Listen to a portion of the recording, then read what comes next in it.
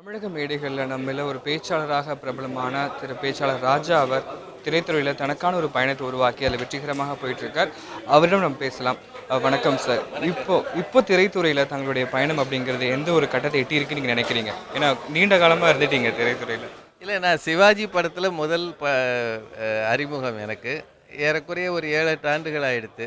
நான் சினிமாவை இதை தான் நமக்கு அப்படின்னு நான் தேடிக்கலை. என்னோடய பயணம் பட்டிமன்றத்தில் தான். நான் சில டைரக்டர்கள் இந்த இந்த ரோலுக்கு நீங்கள் பண்ணால் நல்லாயிருக்கும்னு விரும்பி கேட்குறாங்க. அந்த மாதிரி தான் இந்த அழகென்ற சொல்லுக்கு அமுதா திரைப்படத்தோட டைரக்டர் நாகராஜன் அவர்கள் ஒரு ரொம்ப வித்தியாசமான ரோல் சார். ஒரு மளிகை கடை அதிபர், உங்களுக்கு ஒரு பையன், அவன் வந்து சொன்னபடி கேட்காம சுற்றி வர்ற பையன், அதனால் நீங்கள் அதுக்கு வரணும் அப்படின்னு கேட்டுக்கிட்டாரு. ஏதோ பண்ணியிருக்கிறேன். நான் ஒன்றும் நடிகன் இல்லை. இயல்பாக வாழ்ந்து இயல்பாக மேடைகளில் பேசியே பழகின எனக்கு புதிதாக ஒரு வேடம் போட்டு நடிக்கிறது, அதுக்கென சிந்திக்கிறது அப்படிலாம் எனக்கு தோணாது. நான் நானாகவே இருப்பேன். ஒரு வேளை அது பிடிக்கலாம், பிடிக்காமல் போகலாம். நான் இந்த படம் புது மாதிரியான ஒரு கதையோடு இருக்குதுன்னு நினைக்கிறேன். ரொம்ப சின்ன பசங்க எல்லாரும் ரொம்ப ஆர்வமாக ஏதாவது செய்யணுன்ற ஒரு வெறியோடு பண்ணியிருக்கிறாங்க. இதில் இருக்கிற எல்லாருமே புதுமுகம். அதனால் நிச்சயம் இது ஒரு வெற்றியை அடைய இறைவன் அருள் செய்வார் என்ற நம்பிக்கை எனக்கு இருக்கிறது.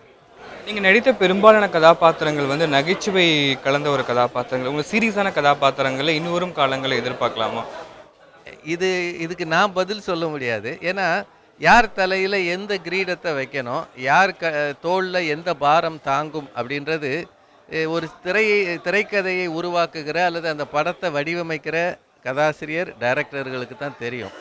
அவங்க பார்வையில் எனக்கு ரொம்ப சாதாரண லைட்டர் ரோல் தான் தாங்கும்ன்ற நம்பிக்கை இருக்கலாம். ஒருவேளை அது உண்மையாக கூட இருக்கலாம்.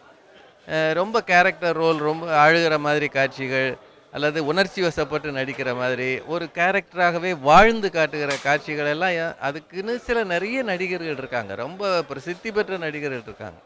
அதனால் நாம் சராசரியாக பார்க்குற ஒரு குடும்பம், ஒரு மனிதன், ஒரு கதாநாயகியோட அப்பாவோ அல்லது கதாநாயகன், அந்த மாதிரி ரோல் தான் எனக்கு ஃபிட் ஆகும்னு அவங்க நம்புகிறாங்க. எனக்கும் அதில் மகிழ்ச்சி தான்.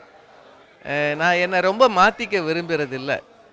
அதனாலேயே ஒருவேளை இந்த மாதிரி ஆவரேஜ் ஒரு ஃபேமிலி அதுக்குரிய ஒரு தகப்பனாக நான் வந்து போகிறேன்னு நினைக்கிறேன்.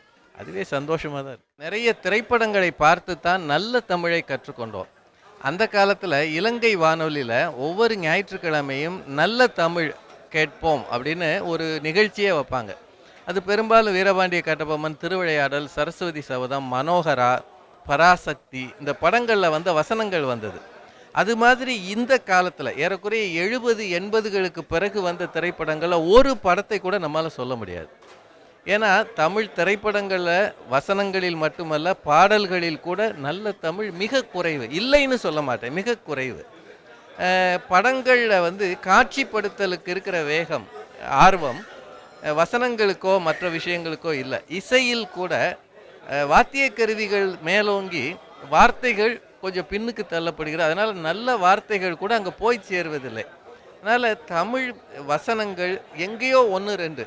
இப்போ மிகச்சிறந்த எழுத்தாளர்கள் நிறைய பேர் இப்போ திரைத்துறைக்கு வந்துட்டாங்க.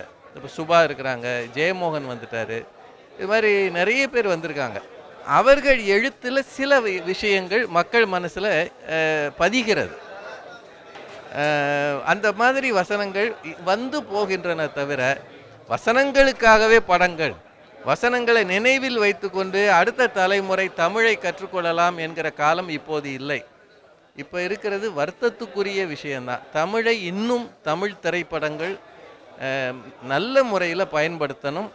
அடுத்த தலைமுறை, குறிப்பாக சின்ன பிள்ளைகளுக்கு தமிழ் பேசுகிற ஆற்றலை சினிமாக்களும் கற்றுத்தர வேண்டும் அப்படின்றது என்னோட விருப்பம். கண்டிப்பாக தமிழ் மொழியை வந்து ஒரு சிறந்த ஒரு மொழியாக இருக்கக்கூடிய தமிழ் மொழியானது சிறந்த ஊடகமாக பயன்பட்டு அதே சமயத்தில் மக்களுக்கும் பல விஷயங்களை இந்த மொழி மூலியமாக ஒரு நல்ல மாற்றங்களை ஏற்படணும் அப்படிங்கிறது தான் ராஜா போன்ற பேச்சாளர்களின் கருத்தாக இருக்கிறது. ஒளிப்பதிவாளர் ராஜேஷுடன் அழகர், நியூஸ் 7 தமிழ், சென்னை.